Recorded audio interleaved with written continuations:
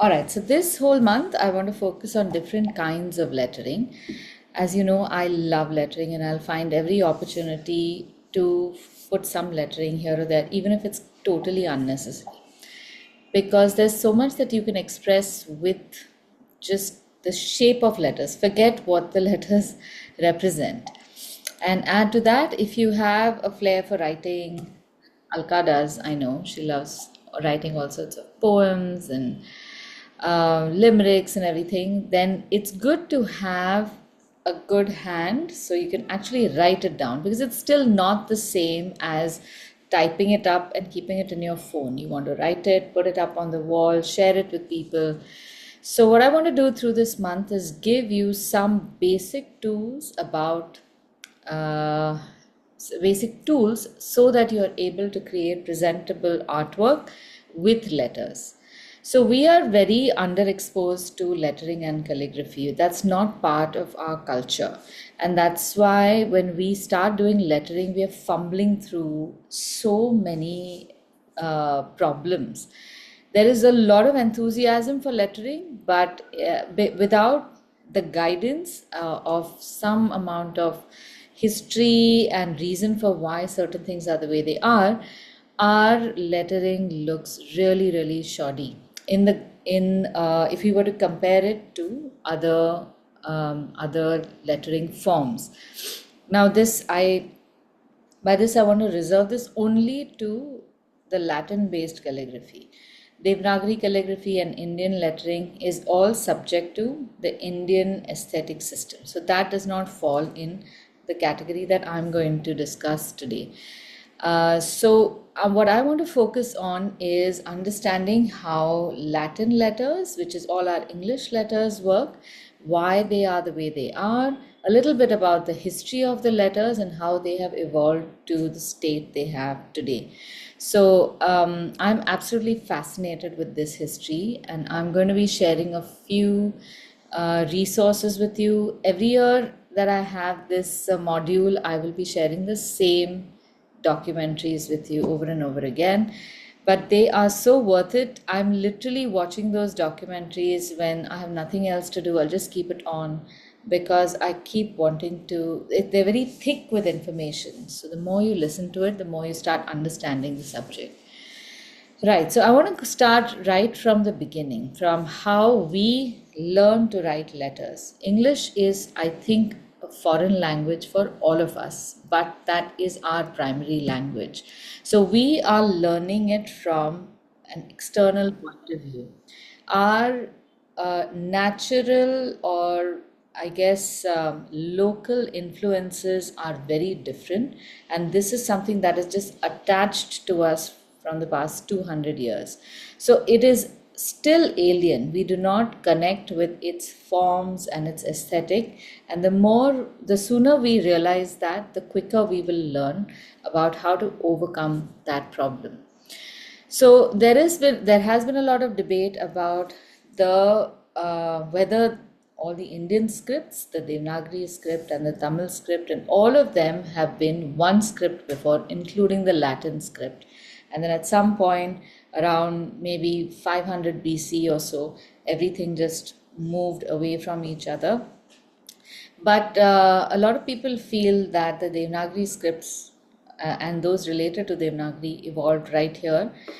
And what happened with the Latin is that it has come from a whole series of scripts that were developed around the eastern part of the Mediterranean. So you have Greece, Phoenicia, you have all the Mesopotamian, Sumerian region. So that region has developed in various places different kinds of lettering.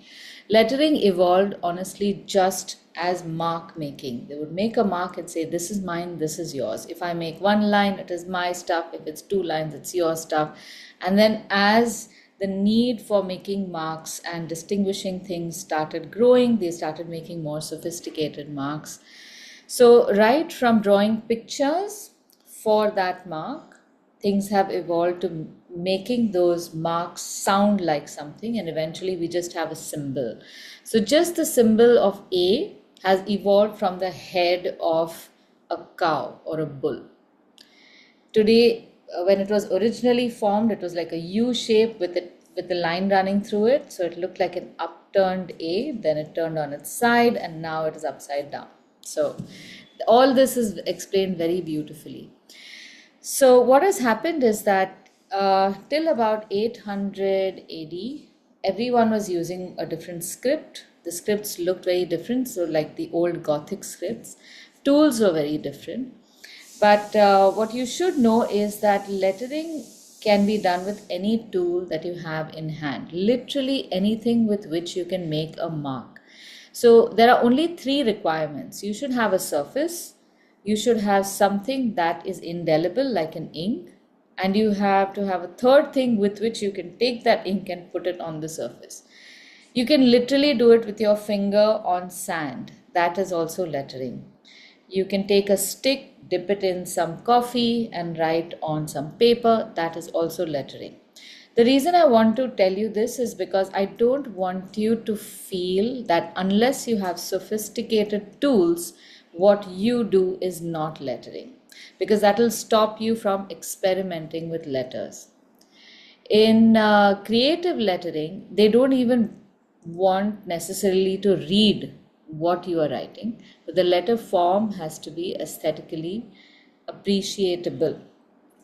So every time you do lettering, you feel I should write it in a way that somebody else can read it. Unless what you're writing is so important that it's a life or death situation, keep your letters more beautiful than readable. Even if somebody can't read it immediately, it's not a problem. They can spend 2 extra minutes to figure it out. That's perfectly fine. But if in making that form you are enjoying the beauty of the lines and the balances, then don't compromise on that. So I want to start off with something that is often not discussed, which is how these letter forms or the internal aesthetic of these letter forms work. And then we will go on to make some letters all by hand only. So these are going to be freehand letters, no use of scales. Try avoiding the eraser if you can. And then we will try and make some variations, some simple variations of the letters. So I think one of the cultures that was most influential in lettering, and that we can see the legacy of, were the Romans. They they put together a kind of script that was easy to read and also easy to teach people and easy to break up into a formula. Imagine if every person who writes a certain way, and then you have to learn to read their handwriting. How would you standardize? So the Romans were, I think, the first people to standardize lettering, so that wherever in the Roman kingdom you came across an edifice, they would write some letters over there. So from the east of the Roman Empire to the west, you would see the same letters. So if you could recognize those letters, almost like a cartouche in hieroglyphs, you could say, okay, this I know, this king I know, that emperor I know. And what was written over there was who was responsible for that edifice, why it was raised. Usually it was because somebody won some battle or God knows what. But thanks to that, through the entire European region, these letters became readable. And that is why most European languages started using this letter form. So before I continue on the theory part, I want to give you some idea about how these letters evolved. So what we're going to do first is just write alphabets the way you normally write your alphabets. And then we are going to identify which alphabets fit in a particular geometry. So let's begin with just writing a small section of your, on a small section of your page. Write the letters like you normally write them. All caps, not small letters. And maybe just at the usual height. So A, B, C, D, E. Make a small block of this. Don't write them in a line. G, H, I.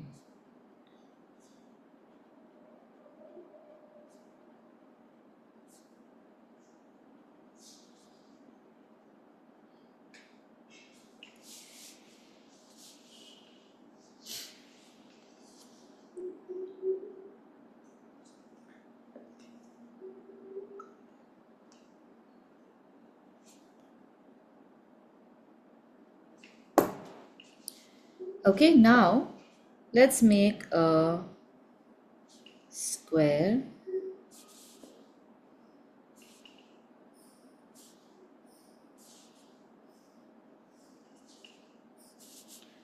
Divide it across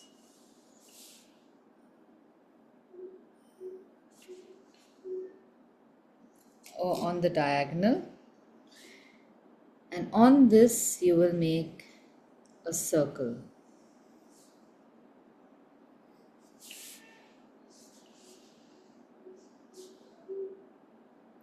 Now at this intersection point on both sides, you will draw one more line, and this is the form,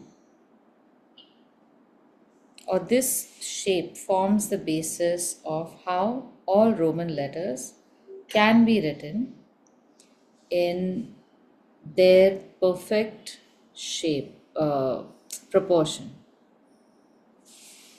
So what we have is a half square, which is a rectangle shape. Then we have a slightly weird shape, which is not even half, not even 1/3, but that which intersects at this circle and the diagonal. I hope you got this, because otherwise it remains a mystery. Where did I get this measurement from? So this is one dimension. This is one dimension.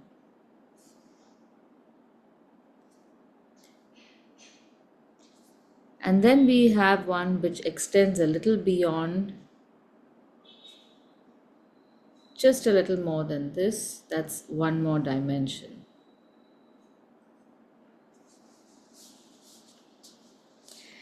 All right, now let's make these three squares again.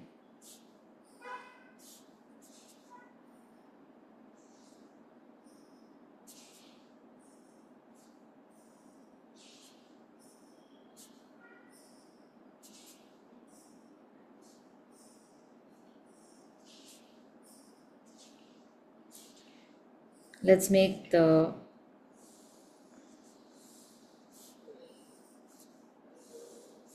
grid one more time. For the first one, just make the cross, and in this now we are going to draw some shapes over and over again.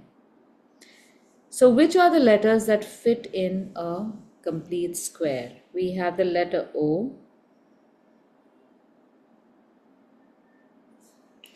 then we have obviously the letter C, or actually Q, which would be again an O, and the tail would come out from this side. Then you have a C. You will write over this. The C extends from this point.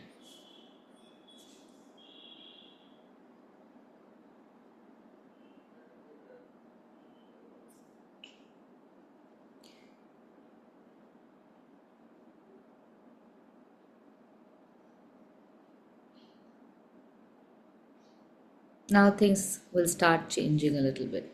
If you take this higher up to half, this will become the G. And if you turn it around on the other side, this will become the D. So do you see how I am using the same part of the circle to make the shapes? There's just a few extensions beyond, and everything fits within this grid. Now this is very, very important for lettering. It's very important that you know this, and then you manipulate the letters according to this kind of grid.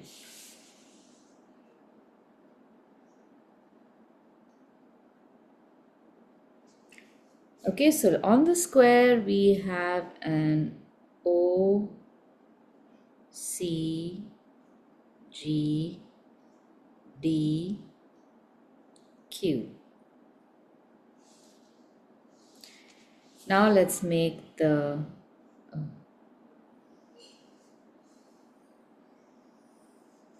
what is called the edge Where is the D? Sorry.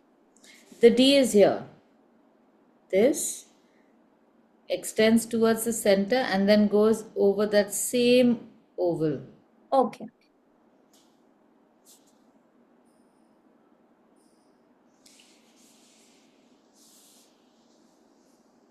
Now, this part is called the H. So, here we have the O form, we have the H form. So, obviously, here you can write the H.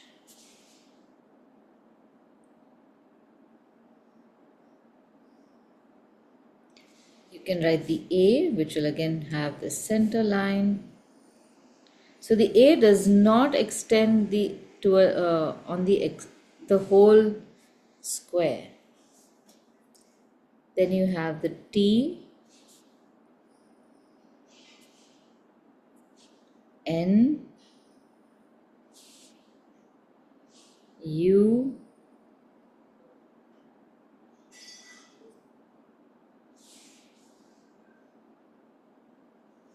Z, E V. also. E. One sec. V,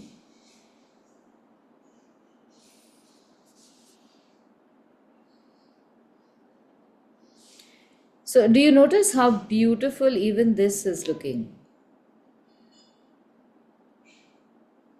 So we have H, N, A, T, U, V, Z. Can you show the N again? The N is here, this, and top left to bottom right.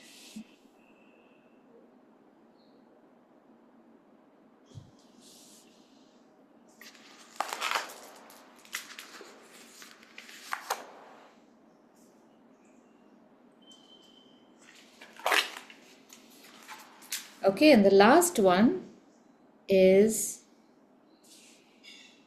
half of the square. So here we have the remaining letters. So this is where you get the E, Garima. Okay. Okay. Then you have a B,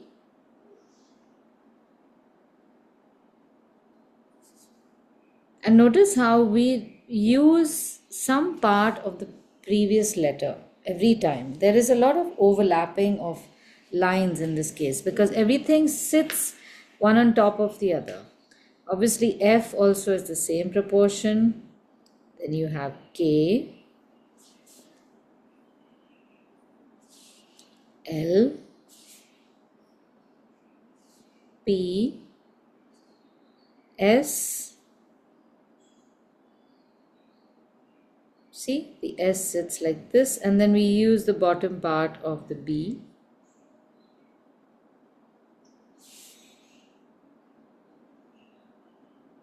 R, except that R comes this way and it doesn't take its leg from here. It takes the leg from this side and you make a line parallel to this part from center to right corner.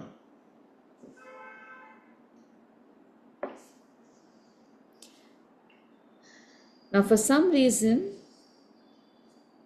they've also put an X over here, although I usually make my X in this proportion, but they have given an X over here. There must be some reason to this.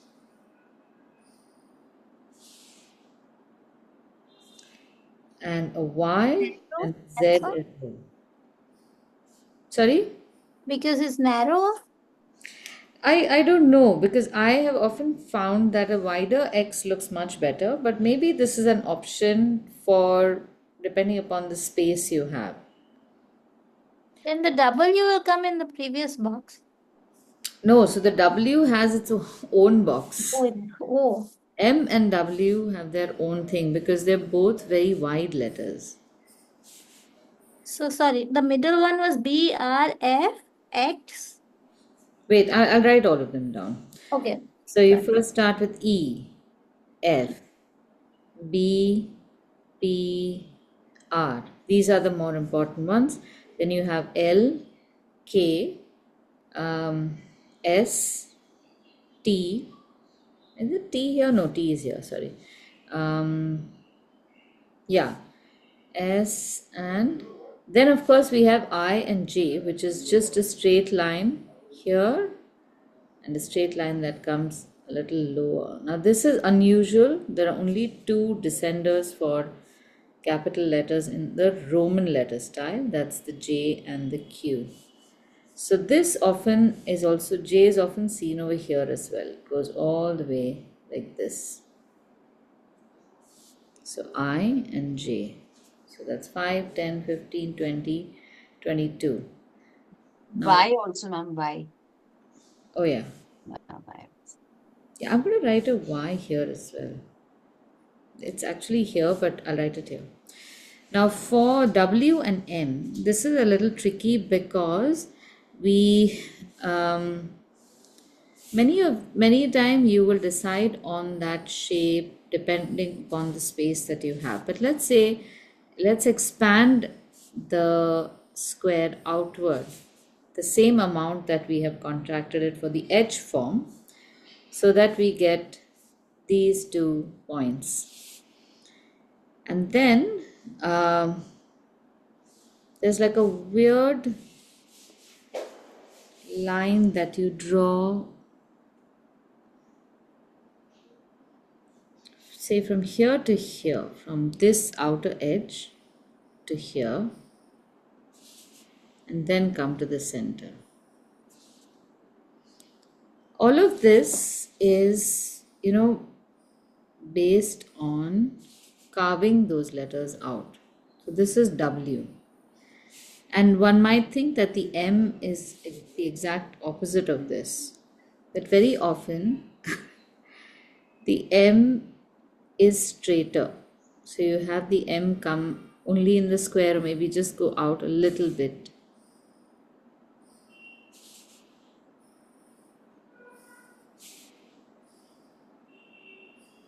So there isn't, as much as we try and make this an exact science, there are a few fuzzy details here and there.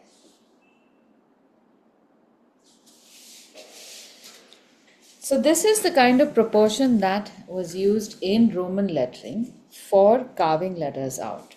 And why this helps us is because once we get an idea of how letters work as units, we can create a lot of different things with it by using that unit measure. Now, if I tell you that you should try and write your name in such a way that you construct those blocks and leave half a block space between each letter for your name.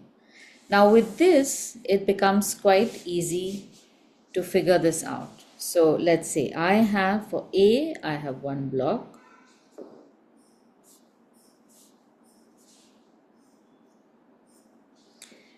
In this, I will create my measure. So my A fits over here. Now my half block starts from the edge of my A. So I take so much distance apart. This is the distance that I want from here. Then I make another square. This is D.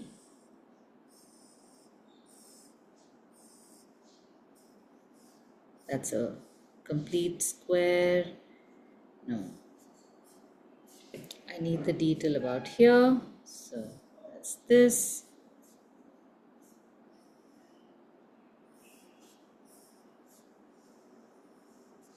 And then I need half space, only that edge shape, space, and then I. So what I'm looking at is that the space between letters has to also be even throughout. Now, of course, if I was going to create this on a piece of very expensive marble, chipping away at it for a week, then I would take much more precise measurements and do this. But you can do this even visually. So now I can write my letter.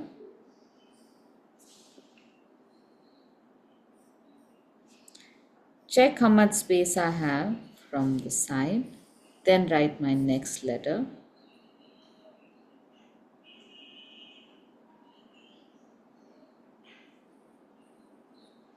Check this space after this point.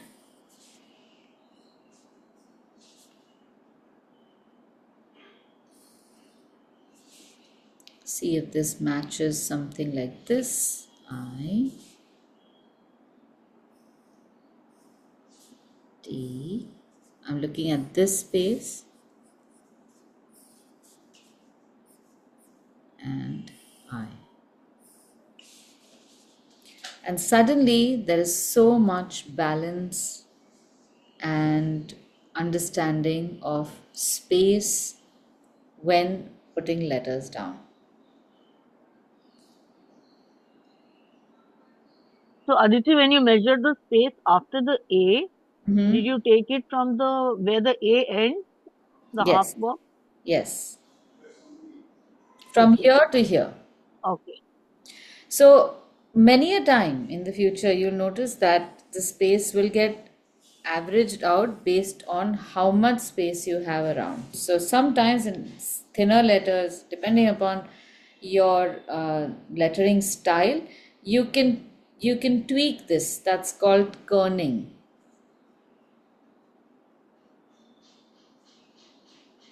And there's a lot of importance given to visual spacing.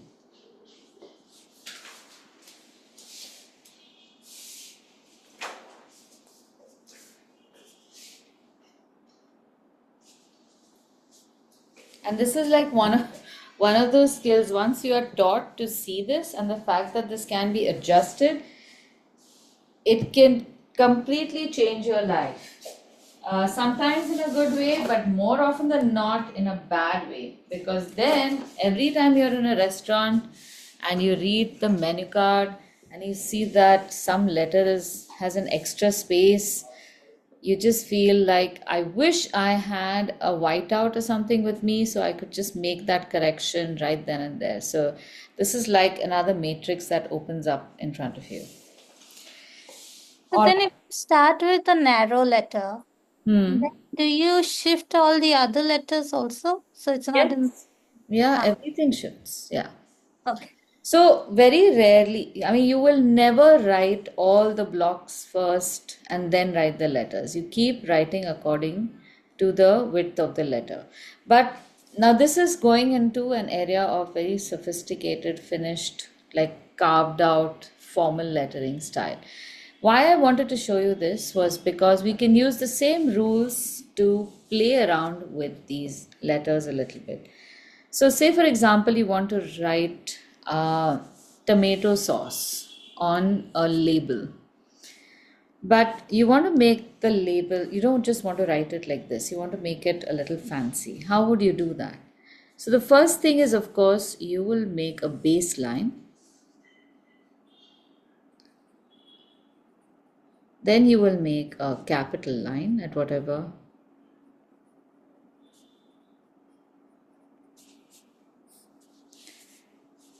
And you will try to figure out how you are going to write the letters over there. Now you know that TOMATO,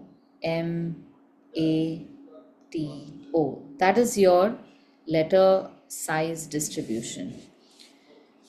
So you can start making those shapes like this. You write a T about this size, space, O will take a little more, M will take a little more than that. Then you will have an A which will be the same size as T. Then you will have the T, and then you will have a larger size for O. See, just by understanding that proportion, now when you write these letters, they're not going to look like a little, the odd letters that people land up making. There will be some sense of proportion. So I could write tomato like this.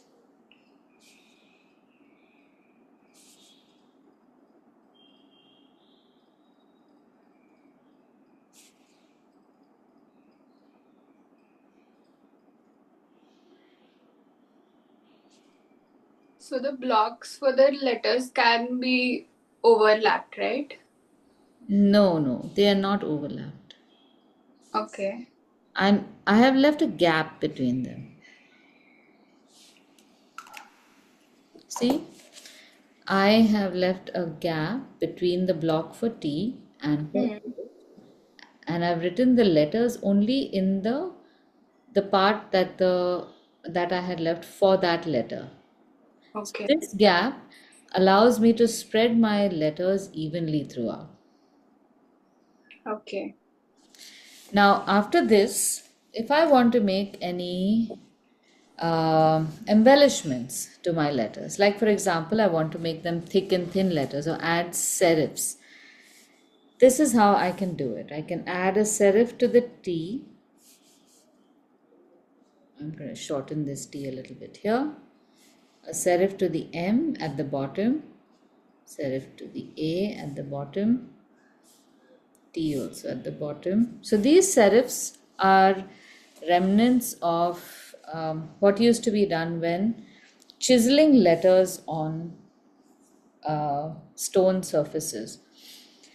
So they had a tool which, if you've ever seen any chiseling done, it used to be like a flat tool. So you don't have a pointy tool that you chisel with, because with that sometimes you chip away at flakes of the stone and then you lose sharpness. So they would have something that was like a triangular shape. So when they chiseled with that triangular shape, instead of cutting corners like this, it would cut into the corner, and that gave more stability to the shape and did not break the corner. So that's where the serif comes from. So in these letters, if I want to add serifs, this is what I do. Serif and thickness. I create a shape like that.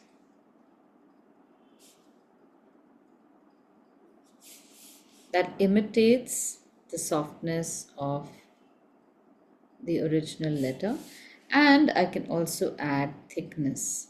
Now we are doing all of this artificially, but all of this can be created with brush lettering whenever you are ready for Roman letters.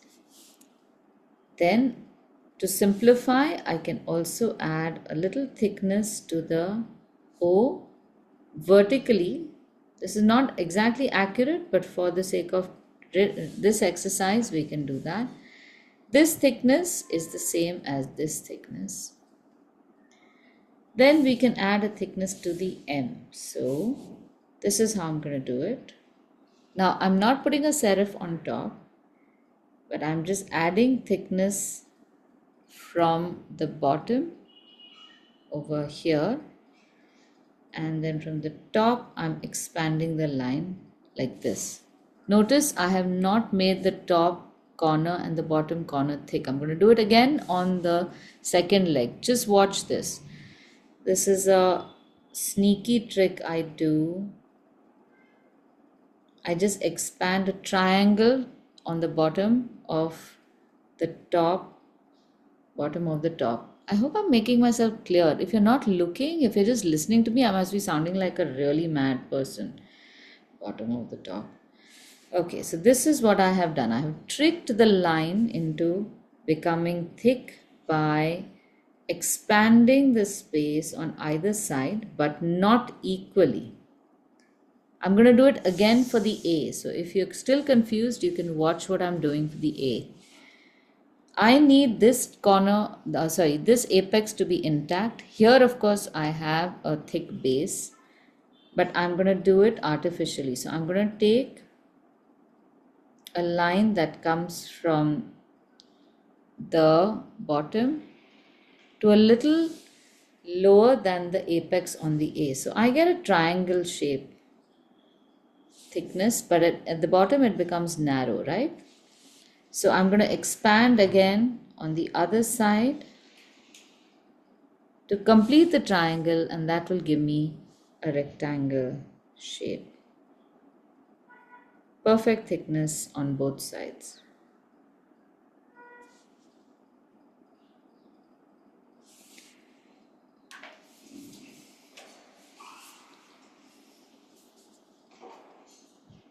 Once you start making lettering with this proportion, I'm telling you, you will never compromise on your letters ever. They just look so elegant.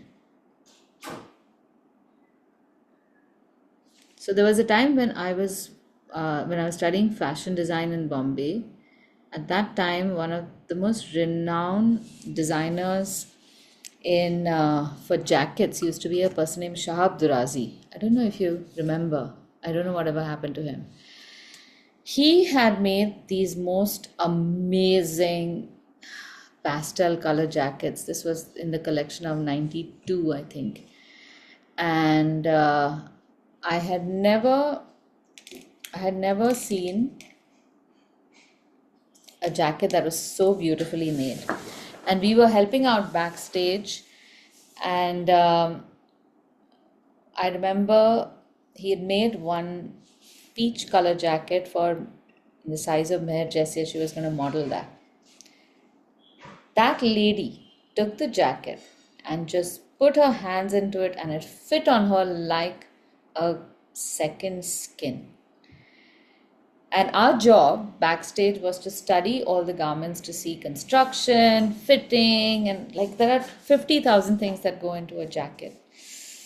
And it was just so beautiful. And after that, we were so spoiled. Everything around us, like kurtas, no, not as good. Embroidery, no, not as good. We could see the flaw in every little thing.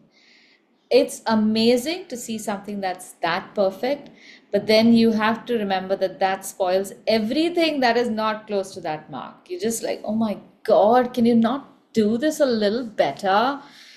So I'd rather be in that place, at least know what good quality is. So Roman letters had that. Once you bite into that Roman apple, everything is just beautiful around you. Ma'am, can you write R and I together? R and I, yeah. Yeah, because I'm having a problem in the spacing. Yes. So in that case, you can always drop that letter. Now, these are the fun things that you can do. But I can't drop R or I from my name. No. You don't drop it from your name, you drop it from the baseline. Okay. Yeah. I should have specified. So this all now comes down. Emma then. That'll be very funny. You say, I'm changing my name because I can't write the R. Write it. Okay, so here we are. The G is here.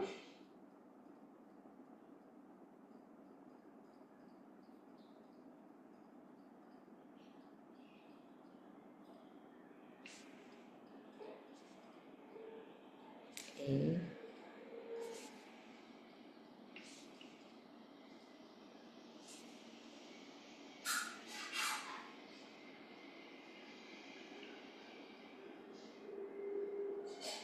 Now, what is the problem? है No, तो actually, R, the upper loop, I took it very small.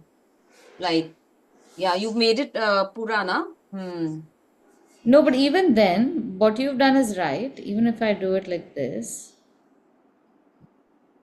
the spacing you must keep. Oh, that's a good question. Yeah, you can do it this way. Okay. Not this. This is how you can do it. Mhm. This fellow, after you come here, this is the spacing you can leave. So not right from here, Okay. but you calculate the letter space from this side. A little inside of the leg of the arm. Right, right, And right. then a little to this side. Because anyway, the eye is not coming so close. It is going to come in the center of the half rectangle. Okay. And then the same thing with M also, because your bechara eye is getting squished from both sides. Both are letters that are hogging the space.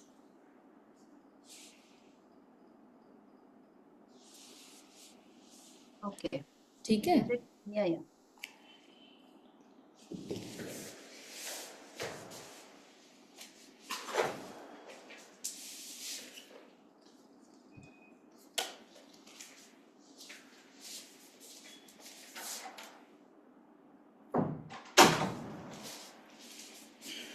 Okay, now once you understand how this works, you can also change the scale of letters. Now, suppose you want to write tomato sauce, you can write sauce smaller over here, and you'll always know where you can fit this. Because now, where is the center of tomato? It's not between M and A, very possibly. If we were to take this space and break it in half, objectively, it's actually just below this M. So this is where the precision in spacing comes in.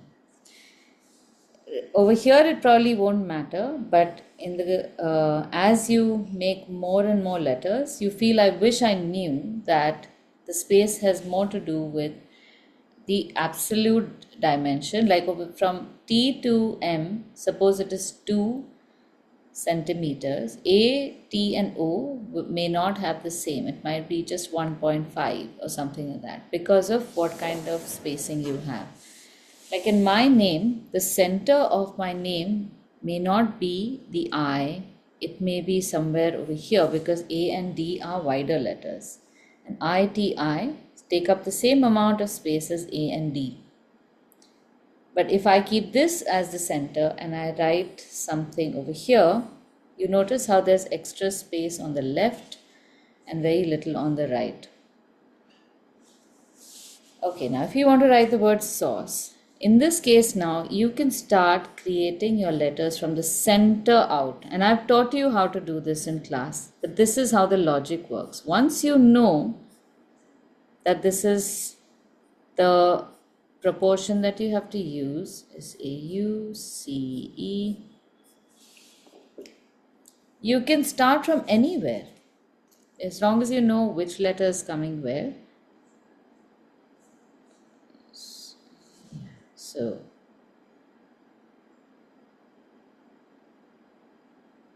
this,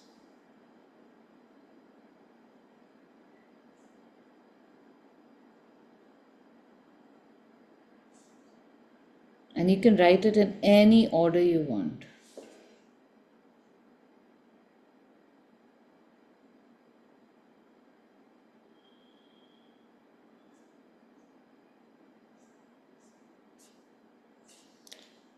Got it? So have I demystified the lettering proportions for you a little bit?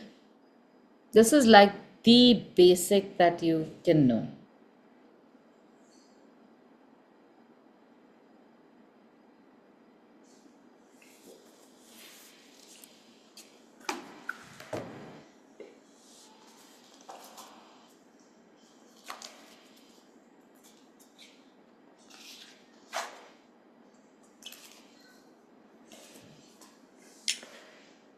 All right.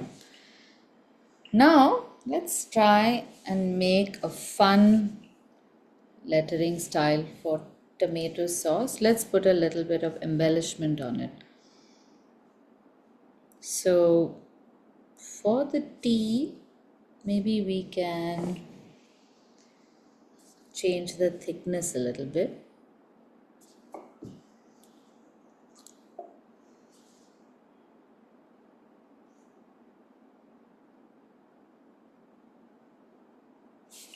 Make the line slightly thicker.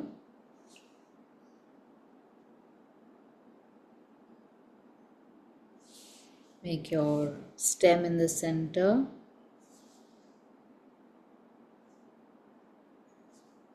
make a thicker serif. So I'm just making a slab like this. Expanding the thickness on the stem and then just beveling the edges out. This is a bevel.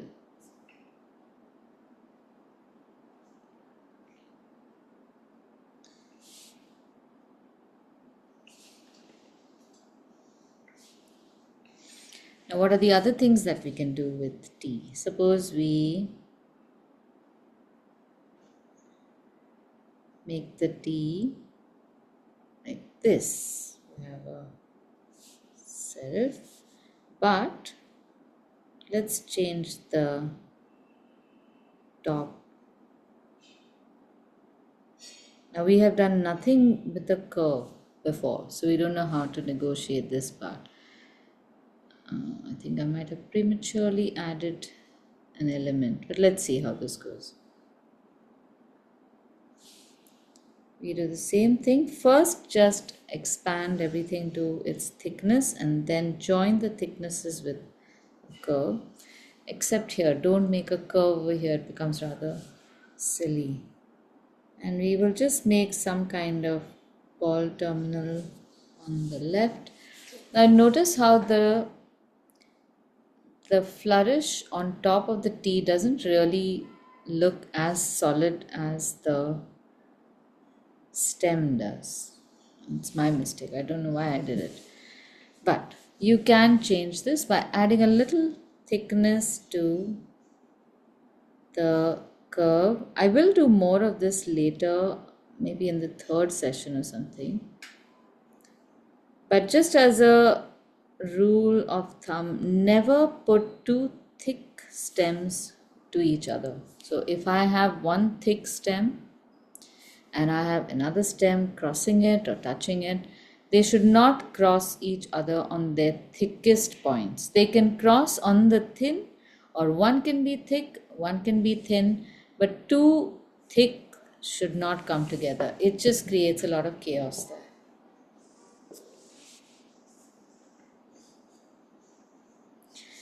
Then we can do something like adding serifs or no, actually let's do this one interesting thing. Don't put a very big serif at the base, and let's make the crossbar short again. And this time, how about let's create a long curved line on both sides.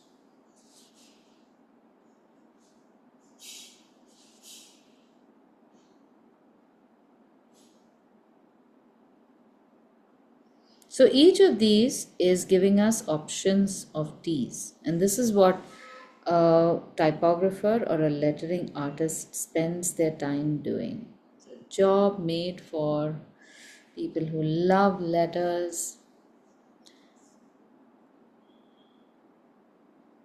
So every place I decide on a particular rule and say, okay, now I'm going to make the stems a certain way, the ovals a certain way, add a certain proportion of thickness at a certain point, and that's how you start creating different letters. So letters are not created just in thin air without a thought given to it. You have to look for balances. Currently this crossbar is looking a little weak, so maybe I can expand it.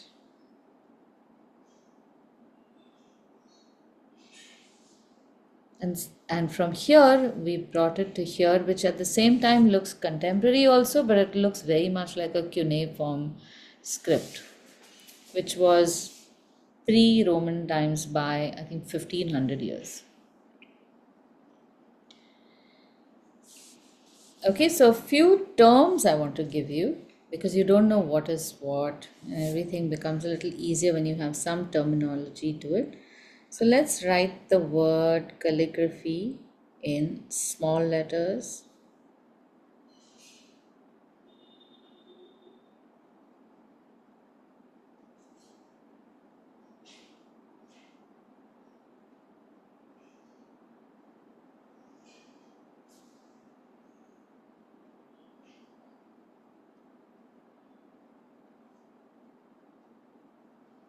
And of course, this time when you're writing it, try to keep your letters looking beautiful.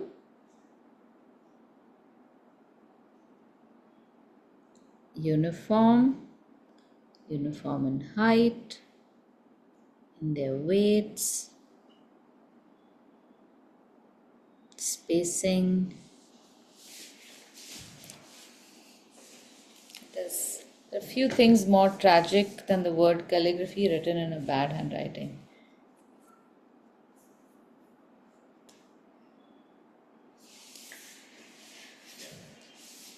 Okay, so few things that you need to know.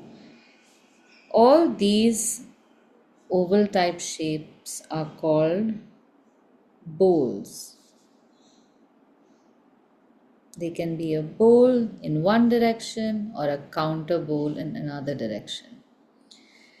All these stems that go higher are called ascenders. And there are usually 4 ascenders: L, K, H, and B. And T and D usually are half ascenders, but we'll get to that. Then we have this, which is called a descender.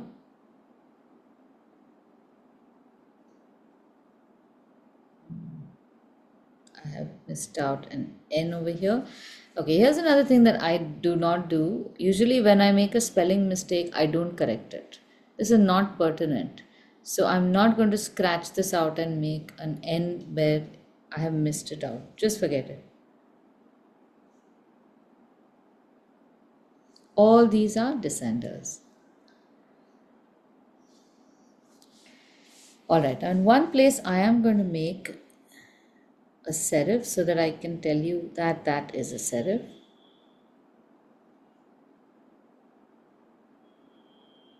Serifs were important and are important when you're writing with a broad edge pen, but with a pen like this or writing on paper, you often don't need it anymore. Then, yeah. So on a T, the vertical line is called a stem and the horizontal line is called a crossbar. Now this crossbar is the same that will appear on an H, on an A,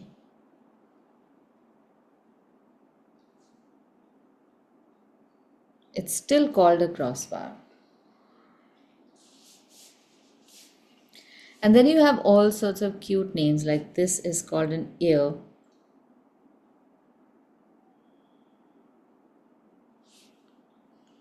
When you have the letter K, a K has got an arm and a leg.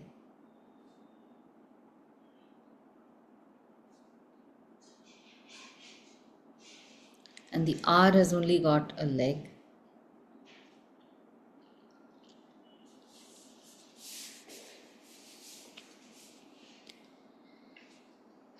This is often called a foot or a turned foot.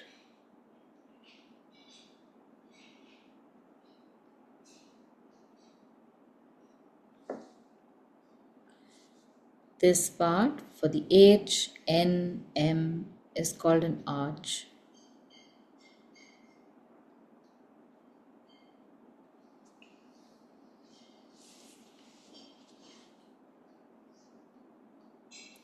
And if there are such more terms, I'll inform you and we can come back to this and write the term over here. So you feel a little more equipped.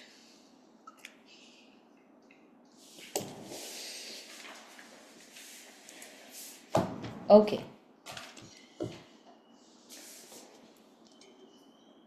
Now we're going to have some fun. Now that you know how letters work, how spacing between letters work, how to place those letters, make them thick and thin,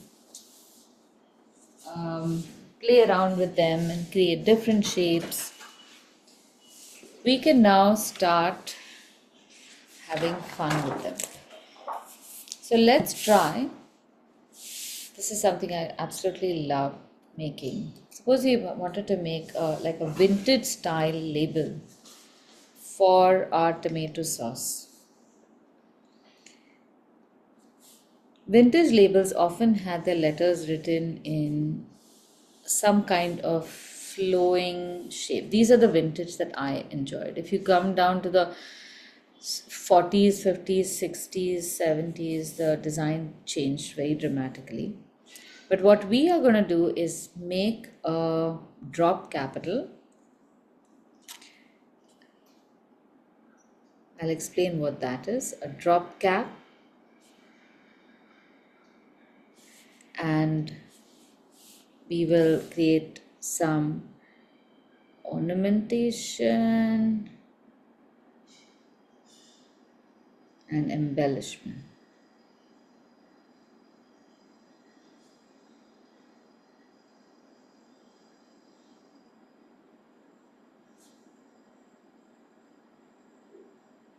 So drop cap is a letter which is larger than the rest of the letters. So when we, now if I had written calligraphy in a different manner where I make a large letter here and I decorate it,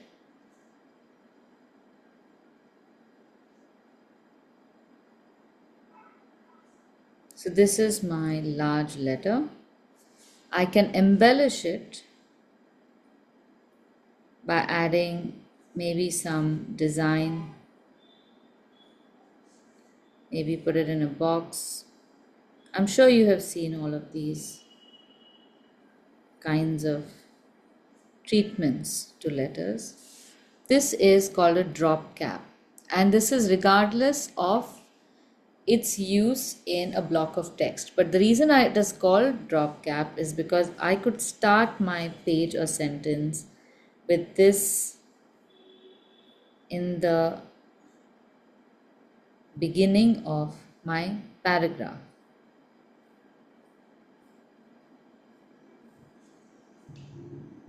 And the next part can be written over here.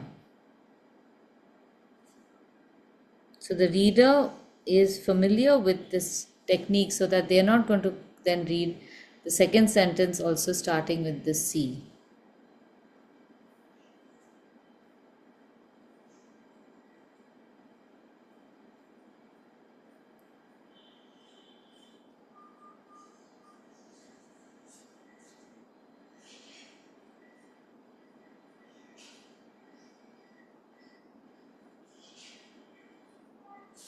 So the reason why it is called drop cap or dropped capital is because this capital letter's baseline is dropped from where it should have been. Its baseline, the baseline of the letter C, baseline is where our letters sit. That baseline actually should have matched this word, calligraphy, right? But I have dropped it down by 2 baselines so that I can make the page look more significant. And then the rest of the text is written in a block, and it might continue even beyond this. That's why this is called a drop cap. So we are going to do a drop cap, ornamentation and embellishment. Ornamentation is nothing but doing a whole lot of flourishes, and embellishing is all the decoration around it. So let's make a sketch first of how we can do this. So I'm going to make a very gentle compound curve. This is my baseline and my capital height. And on this now, I'm going to create my letters. Now, what do you do when your letters come on a curve? You can either curve them along the curve. So if I'm writing tomato like this, I can write a T, O, then curve the M, A, T, O like that, so that each of their centers are perpendicular to the curve. That is how I can do it. Or I can just stack them. I can write T, O, M. So I keep their centers the same regardless of the curve. Both are possible, both are fine. So in this case, I'm going to keep the centers the same. So here's T, O, M, A, T, O. Let's see how the letters distort. M and A are going to distort.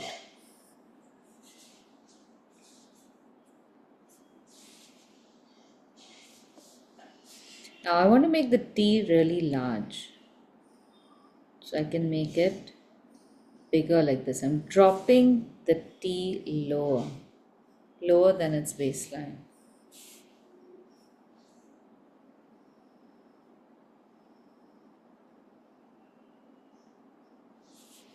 Then I will write O.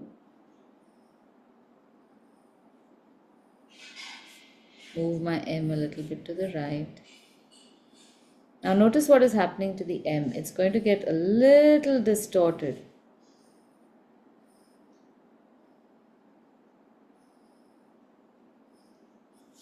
So will A.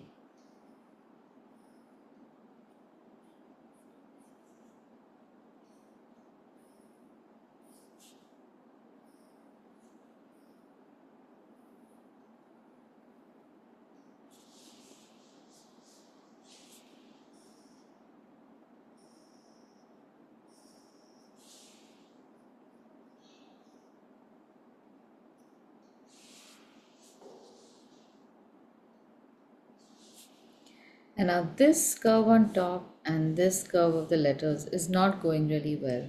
So I want to turn this around in the other direction. Let's see if that works. I don't like this curve on my caps, but I think this might work better, like a little roof.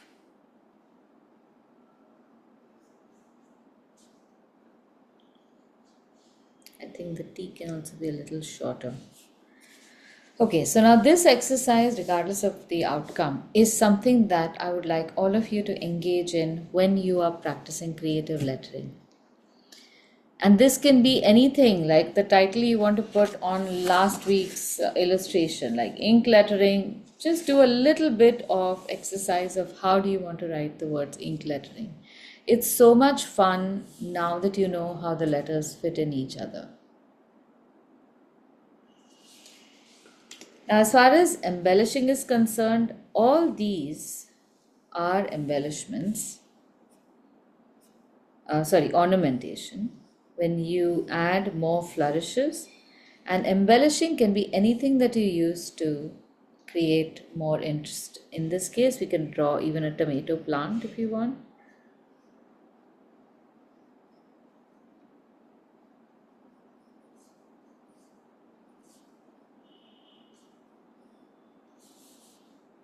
Maybe a vine like that. Where is it? It's like, I don't even know where my line is going. Here it is.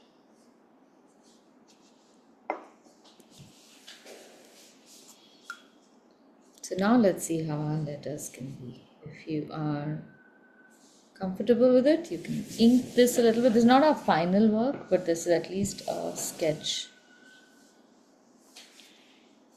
So you can draw a simple tomato or two. And remember, your illustrations absolutely do not have to be accurate and perfect. If your tomato looks like an apple, also doesn't matter.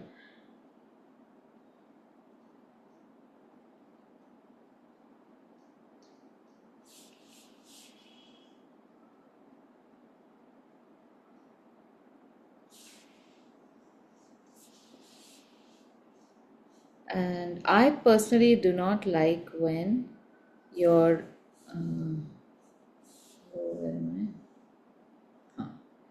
When what is supposed to be a part of your letter goes and becomes a part of the vine. Like I wouldn't make my vine go and become a part of the letter.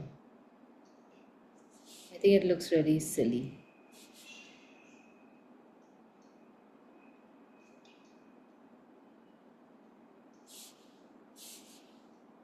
I've made my T rather short now because I don't want it to overextend. So now my O can come a little closer and can become rounder.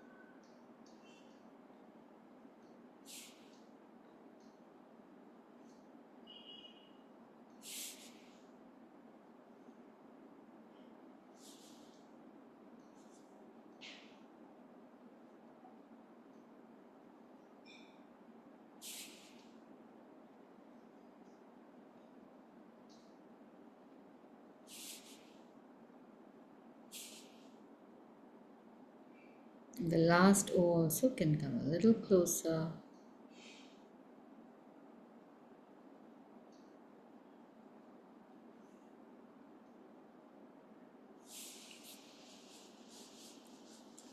This is how you do it.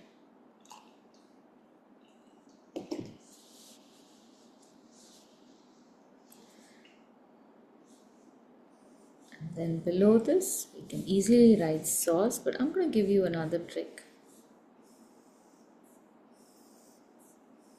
We can make the word sauce fit in a different shape altogether.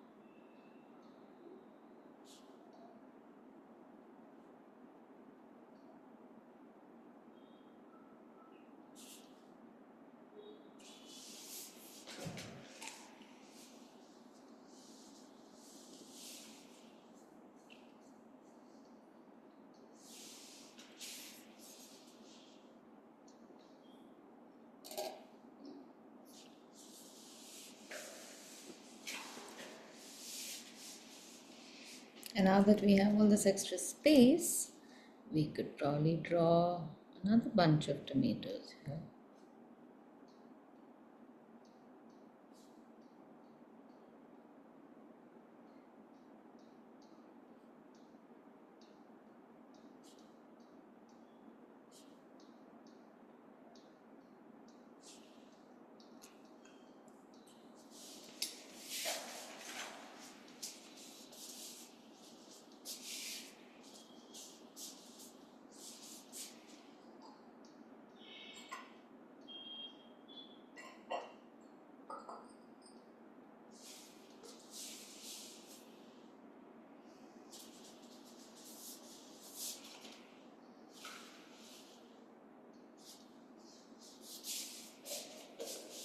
All right, now what else can you do with this?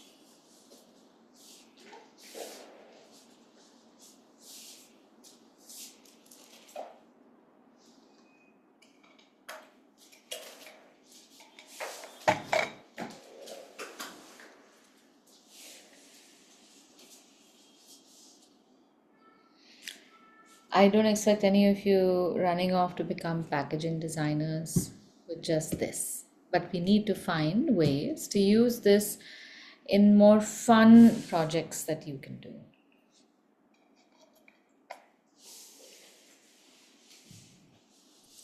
So I let's think see. we can Yeah. do stickers because we are getting that in the March exchange. What are we doing? March exchange, we have stickers as an option, so we can Oh, yes, you get, could. yeah. You can make stickers with this. Yeah, of course. So you can make things like salt and pepper and everything. That would look very sweet. Okay, so let's try making salt and pepper. Easy enough now. I think now you should be able to do this, right? You want to practice this? I can show you some variations of S and P.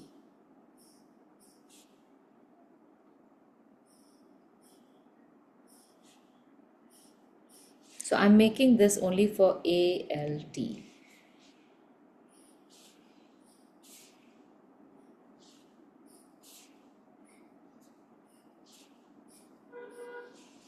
And the word S or the letter S can be rather big.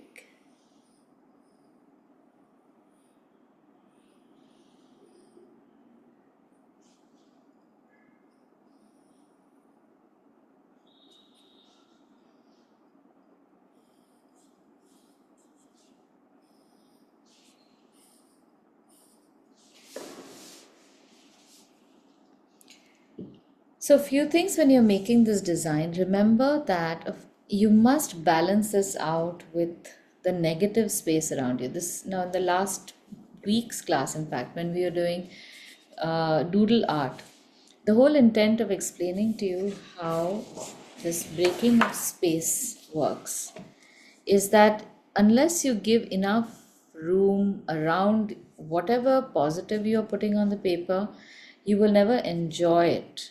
The negative space must balance out.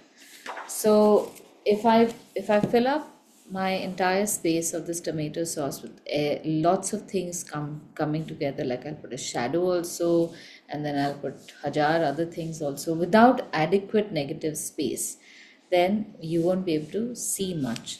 So now in the case of salt, let's see. I'm making a nice border around it also.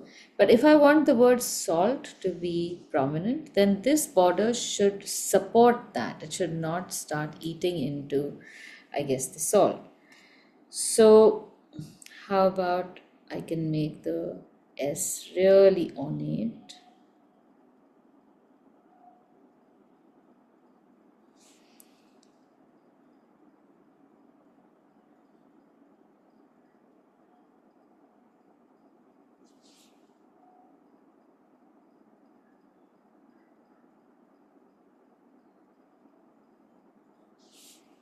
So, this is also a kind of serif.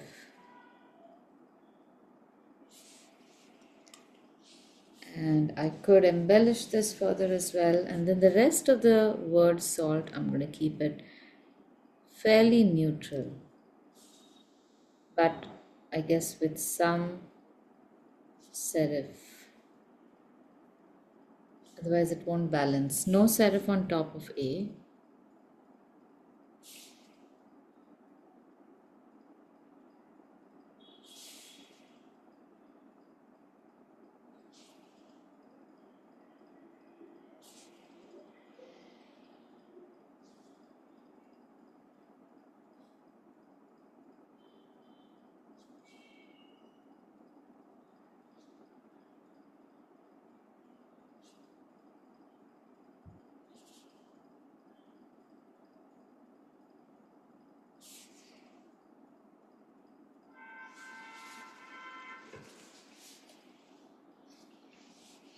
So now the letters seem quite modest.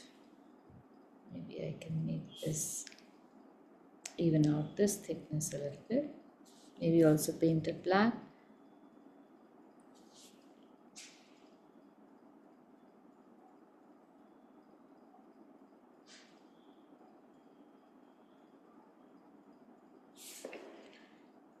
Now, when you're making any kind of design around this, think about how ornate you want to make it. So, say if we just keep this a nice thick border around, this might look a little too bland. And ironically, we are going to make that for salt. That makes no sense at all. So, let's put some embellishment. So, what you can do is look at adding a few curves. Now, we have a curve for S. You can create a counter curve like this, like another compound curve. And these two compound curves on the top and bottom go very well because they are both contradicting the curves that they are facing. So if we were to make the same curve, instead of going up, if I did the same thing, it may or may not work as long as it goes in the opposite direction. Then you have something like this.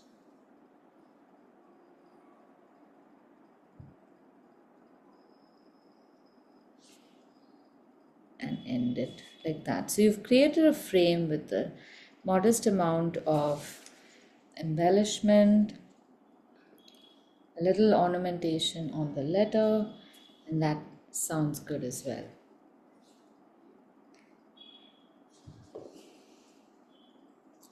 Now to this, avoid adding leaves and flowers and everything. That might become too much jewelry. But you can add a little thickness to the part where the line becomes a little straight. Never add thickness on a curve if you can help it. So thickness on the straight part usually works, makes the curve look much more elegant.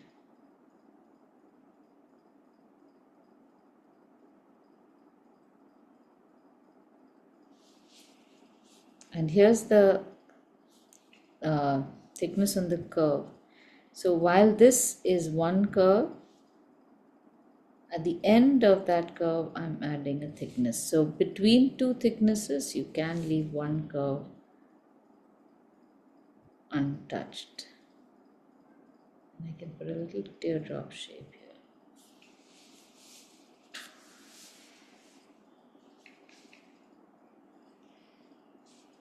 So when you're decorating letters, you should try to follow some form of the letter itself. Like in this case now, we have one curve and an opposing curve. So you could use the fact that both these are enclosing a space from where you can have some embellishment come out.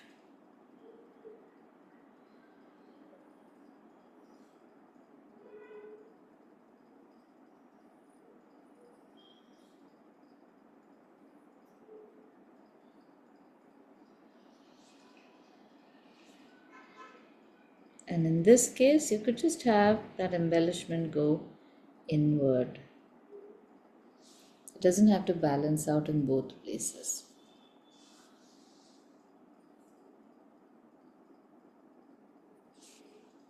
And then for the thickness on the S on the inside, we can create a nice hollow. So you make a line that is parallel to the edge. Now, if those of you who are going to do this month's doodle of the day exercise religiously, you will be able to do these parallel lines very well soon enough.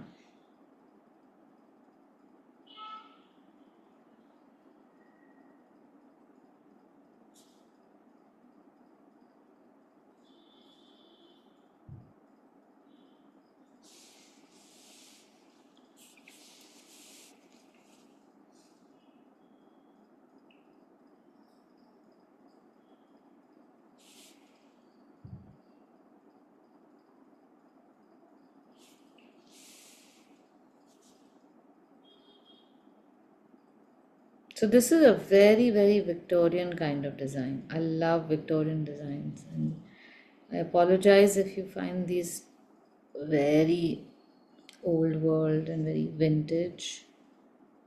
But if there was one age that I would have loved to live in, it would have been the Victorian age. It almost seemed like there was this need to decorate every little thing.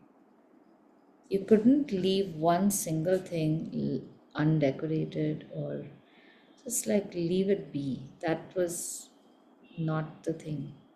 So you have a cupboard with a door on it, put a handle that is made out of some beautiful metal. Don't just leave the metal like that. Let's bejewel it. Let's put a little bit of a stone on it. All right, we put a stone on it, but no, you can't just keep a regular crown on it. Make that crown look like lace. All right, make it look like lace, but no, don't just punch holes in it. Weave that lace. I mean, they just went to town with how much. It's like they all had 48 hours every day. But the stuff that they created was absolutely brilliant. Okay, now this is perfect. Look at the spacing between my L and T. Look at how odd this is looking. The A is so close to the L is so far away from the T. Can you see this? Isn't this disturbing? Have I now made all of you disturbed individuals? An hour ago, this would not have made any difference to your life, but now you will not be able to sleep at night knowing that this is like 3 millimeters away from where it should be. Ah, welcome to my world. So, this is how you will now become great at lettering. I'm laughing because mine is not like that. I'm Oh very my God. my salt looks amazing. Oh my God, look at that salt. See it? Amazing. Wonderful. There you go.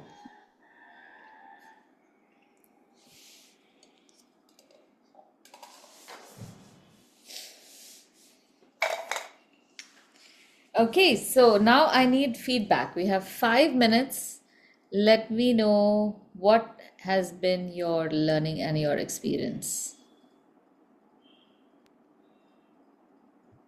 I think for me, the spacing, the boxing and the spacing really helped. I mean, I could see, okay, now, the way you mentioned L and T, there is a gap and it's very evident. Probably it wouldn't have been evident, but now when we know the spacing so well, it's very evident.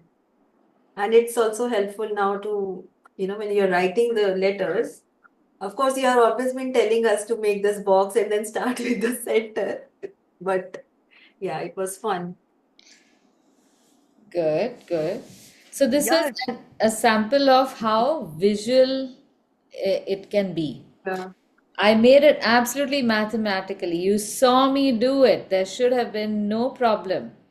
But there was a problem because math does not work in lettering. It has only 50% use. The rest of it is all our own visual sensibilities. Mm. Yes. this was much easier when I used to do it digitally. And also, I used to make a lot of informational pamphlets and so their readability was like the main concern. So I had to I had to literally suppress my creativity just so that so this is now like I'm getting back to this. So I really enjoyed this. This was really easier doing it digitally. It is. It Yeah, digitally takes nothing, yeah, but by hand it is much more rewarding. yeah. Yeah. Like we had the scope of using some creativity while designing logos, Yeah, right? When you had to use letters of the company name or people, correct. and but this is much more satisfying. We would do it on paper first, but it would never be that accurate. But now Yeah, I think, I yeah. mean, I use those ruled square ruled things, but Grid that paper. was the measurement. Yeah. Yeah, but that's about it. So this is much now clearer. Yeah. Good. Very good. Yeah, this has been fun. And it's really challenging, but it's so satisfying when you see the end result. Mm. And I think it also teaches you patience. You have to do it slowly. You can't hurry it up because otherwise then you're going to end up making mistakes. True. Yeah. It's definitely an improvement from the original days. Yeah, what we were when, I mean, 2 years Yeah, like back, and today now was what we looking are. awesome, man. Thinking that someday now used to everything just looked wrong. Taste Yeah. You problem. see our Yeah. photos? I think I've sent it, and even Shivani has sent it. Tomato sauce. Ah, in See? the No, but that's just it. Now, even after doing it for so long, you still need to be careful. You can't just say, "Okay, I've yeah. done it for 3 years, abhi ho gaya." Actually, Nah, yeah. So you improving have it. to still.